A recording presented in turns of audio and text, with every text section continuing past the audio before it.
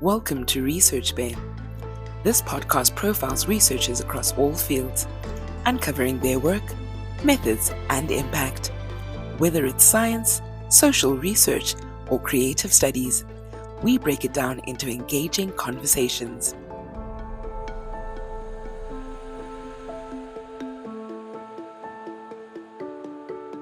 The Research Bay podcast.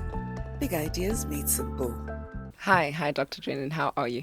I'm well, thank you, Ursula. It's so good to be here with you. Awesome. It is the first episode of Research Bay, and so as the head of research development at University of Witwatersrand, I figured that you'd be a really good guest. And so thank you for your time. And perhaps maybe let's just segue straight into it. What is research? So research is the study, the investigation of truth and knowledge. It's always based on evidence, and it's about trying to understand the world around us, the world of physical things, the world of social things. It's all about trying to understand. But as I said, it's always evidence-based, so it's about unpacking and digging deep into how things work, as I said, in the physical world, but also the social world, and gathering evidence so that we can understand how things work. And we understand how things work, and therefore we can proactively interact with our world in a much better way. So research is the it's the truth for the search for truth and the search for understanding, so that we can really get a better handle on how our world around us works. Absolutely. That's really cool. But, if we look at everything you've said, highlights why research is important. Could you highlight some of the barriers to entry? If somebody's saying, my mind is constantly racing, I'm constantly researching in my mind, but how do I put pen to paper? How do I get my work out there? How do I legitimize my work? And what are some of the barriers to entry? All right. So first of all, teaching somebody how to research is not a straightforward activity, in the sense that every research question that you investigate can and is different. And so it's a little bit like being a detective in a law situation, a crime situation. Every case is different. Every case needs a unique way of investigating. So there's not a sort of a standard route to this is how you research. You've got to do it to really understand. So that's often a barrier to entry. How to get started. But, postgrad studies at universities like Wits University enables and encourages and prepares people for that world of research. Now, the other thing about a barrier to entry is research is a self-regulated activity. By that, I mean the quality of the findings are checked by scientists, researchers themselves. So just for clarity, I use the word scientist in the broader sense to include all researchers. So we have a system called peer review. So every time I want to publish an article in a respected research journal, it is peer reviewed. So people from experts from the field read it and reflect on how good it is, and depending on their opinion, it's either published or not. When it gets published, it enters into the body of knowledge, and that's used by other researchers to advance the body of knowledge. So it's a bit like imagine a sphere, and that's the body of knowledge, and it's expanding over time as people publish their research. And this peer review process is really good for quality control. But so research that's not peer reviewed is not regarded as research. It doesn't have the credibility. Now, that can be a barrier to entry. You understanding that process, sending your article to the right journal, making sure that it's in the right format. Every journal has slightly different format. So that's why our model for preparing people for the world of research is based on almost like an apprenticeship model. You work with a supervisor who guides you through that process, enables you to understand all these complexities and navigate the process. But once you've done it once or twice with your supervisor, then the challenge is to become independent of your supervisor, work alone, and start creating your own research questions that you can study, investigate, and then publish. So one of the, ideas behind this podcast really is to break down really complex topics, or rather to allow researchers, or give researchers the opportunity to share some of their, research in a way that's, big ideas explained simply. And so I think that it often happens with researchers that the ability to communicate their ideas is quite difficult. And if you've got any pointers for researchers out there, possibly the ones I'll be interviewing soon, Yes. what are some of the pointers that you have as to what's the main hurdle when it comes to communicating big ideas? Yeah. So first of all, let me say that this type of podcast is so very, very important for researchers. So the peer review process is really a process that is shared amongst academics, but there's a real need for us to communicate those to the general public, to people who might not be reading that literature. And so that is really important. I mean, universities have the history that they were actually ivory towers, so they were separated from the world, and people used to get together, let's be honest, mainly men used to get together and think deep thoughts and keep that, just to themselves, basically. But now so much of research is funded by the public purse. It's our obligation to tell the public about our research, and as you say, in a manner that makes it easy for them to understand. Yes. Because there's a lot of jargon and implied understanding in the research, and that can easily get lost and turn people off. So it's very important to publish your work in peer-reviewed journals, have it quality controlled, but then share it with the general public. And this type of channel is really, really useful for that. But how do you do it? Well, yeah, that's the big question. So you've got to understand that the public out there are by no means stupid, but they might not have all the jargon and the latest thinking that you have. So you have to translate all of that into accessible language. And what I always say to young researchers who are grappling with this, imagine you were talking to your grandmother. How would she respond to what you're saying?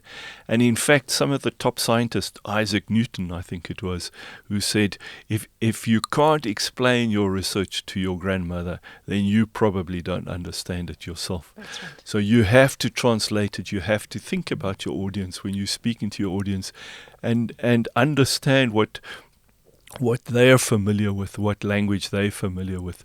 Cut out the jargon and don't have any assumptions of, they should know this, without talking down to your audience.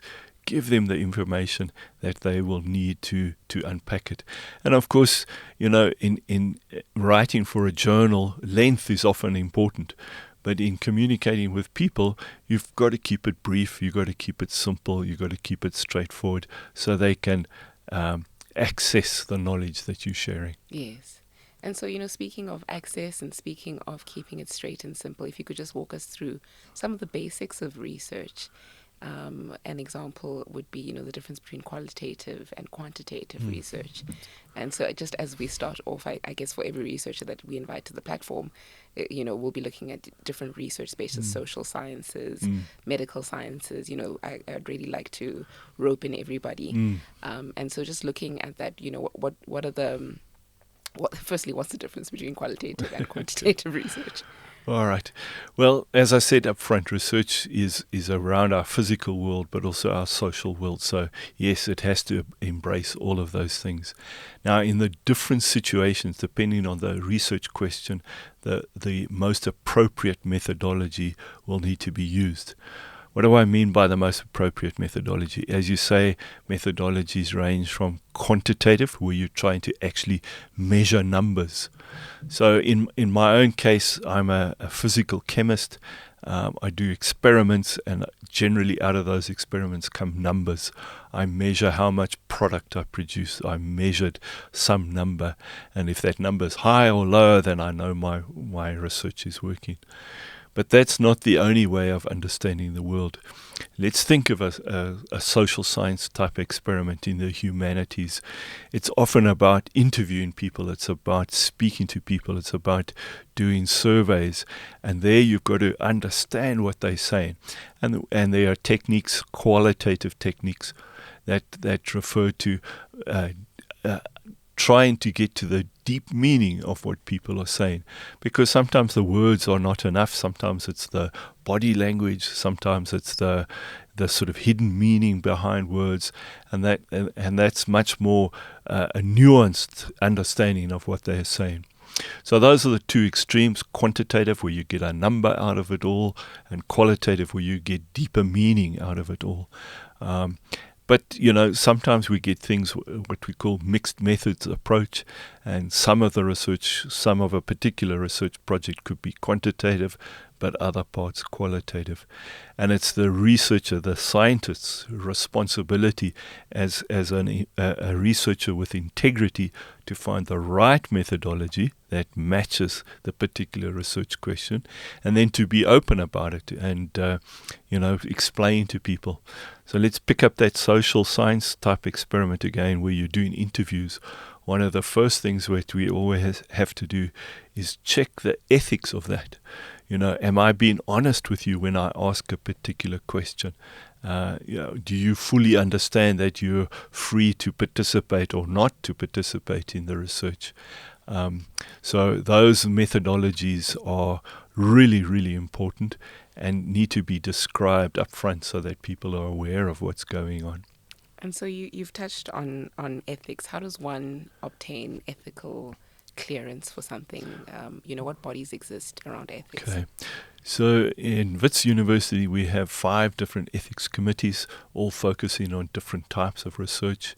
And before you begin a project, what's important is before you begin, not after you've started. Yes. Before you begin, you would submit an ethics application.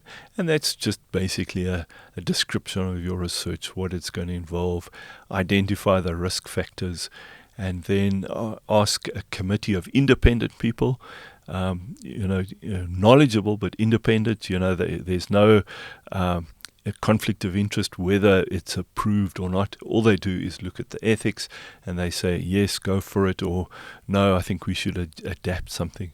So, just an example sort of in the health science. If I'm testing a new drug, is it ethical not to give it to people because I think it works, because then they might not be cured? So how do you deal with those sort of complexities? And it's something that researchers have to think about all the time. And as I said at the beginning, research is about uncovering truth. So it's about integrity. And if the researcher, the scientist, doesn't have integrity, then the whole process falls flat. And ethics is part of that research integrity part. And I'd assume that obtaining ethical clearance also protects you as a scientist. Absolutely. And perhaps the ideas that you have, because you might think you have a good idea, but just fact checking or ethically clearing yourself. No, absolutely. I mean, ethics is really, really important. It protects the vulnerable people that the research may be done on, but it protects the researcher themselves, their reputation. And of course, researchers belong to universities like Wits University, and it protects the good name of the university. So yeah, all around it's really, really important. But it's ultimately there to protect those vulnerable communities. Yes. Yeah. And then, Dr. Drennan, if you could just walk us through, the concept. Every university across the world, research is almost reserved for postgraduate studies. Yeah. And so, in third year, they might start introducing like a real, research project to see if you're the type of person to move into research. But what about a brilliant young 18-year-old who's doing first year and it's like, no, I've got something to contribute. What's the wiggle room or space for capacity for those people? Or is it something that you're saying, ideally one should have some sort of basic knowledge of the, field that they're trying to pursue? What are your thoughts around that? So let's start by saying that every young person should feel free to get engaged with research. There are lots of opportunities for research assistants to work with people and learn how the process goes. Just because you're not a postgrad student shouldn't mean that you shouldn't engage with some research. But as I said, with the ethics approval, etc., knowing how to do it. It's really difficult to do it just all on your own. But that shouldn't close the door. You should be able to express your research ideas to somebody who's done it before and work with them. I would imagine that most professors or senior lecturers or lecturers are very open to work with undergrad students on research questions. I mean, certainly at Wits, more and more we try and expose the importance of research to undergrad students. So, we're encouraging them. In fact, we talk about research and innovation. Innovation focus on taking that knowledge to the community. And most innovative ideas come from young people because they've got fresh ideas. They don't see the boundaries that people who've been around a little bit longer seem to sort of focus more on the boundary. They have these sort of ideas that break norms and break out the barriers. Optimistic view. That's right, yeah. Yeah. And so maybe if you could just touch on a little bit around funding with regards to research. How does one find funding? Yeah. Because I think that's always the first question, right? And does sometimes funding illegitimize the work that's being produced? So let's say you're doing research on cardiovascular research and you're being funded by some big tobacco company. So if you could just, touch a little bit on funding and what that looks like in the research space. Yeah, so big question. Funding is vital. A lot of research costs a lot of money. If it's in my world of sort of chemistry, it's chemicals and, all of that you have to buy. But even in the social science, doing surveys, interviewing people, etc., costs money, takes a lot of money. And universities never have enough money to cover that. Now, that sometimes people find strange. If you get a job at a corporate, they don't say go out and get funding. They just say, here's all the resources you need to do your job. But at universities, funding is important, and funding often comes from bodies outside the university, as you say. Now, the way I look at it is this way. Research is driven by curiosity, and if the university or the science council or whatever you worked for gave you all the money, then they would start directing your research in a certain way, and the curiosity that really sparks good research is lost. So by getting external funding, selecting the funder, you are able to have your academic freedom, your research freedom to follow what you're interested in. But there are lots of difficulties in securing that. And that's why people like myself who work in what we call a Office of Research Support, we are able to put people in contact with the right funder and help them secure that funding to pay for their research. But the point that you make about the tobacco company is really, really important. So selecting the right funder is the first step to getting that funding. So you've got to make sure that your research program that you have in mind matches the funder's needs, the funder's agenda. So the Bill and Melinda Gates Foundation is trying to make a difference in Africa. Yes. And so if your research is trying to make a difference in Africa, then that's a good funder to go to. But if you are studying cancer, don't go and ask a tobacco company to fund it. Thank you so much again for your time. And if you could just leave us young researchers, old researchers, mid-researchers, with a bit of a parting shot around research. All right. So research is the way to understand how we can make this world better. So there's a huge responsibility on the shoulders of researchers to help us understand and live and work together in this world of ours. And, with climate change and things coming along, our planet is actually quite fragile. And when you see these photographs of the planet, taken from the moon or something like that, you realize we are on a very small little planet in the world, in the universe, and we need to look after it. And it's through research that we have better knowledge how to steward the planet's resources, but how to interact with each other, how to live with each other, how to cooperate and be successful. So it's an awesome responsibility, but it's a fantastic responsibility on the shoulders of these researchers. Thank you. Thank you, Dr. Drennan. My pleasure.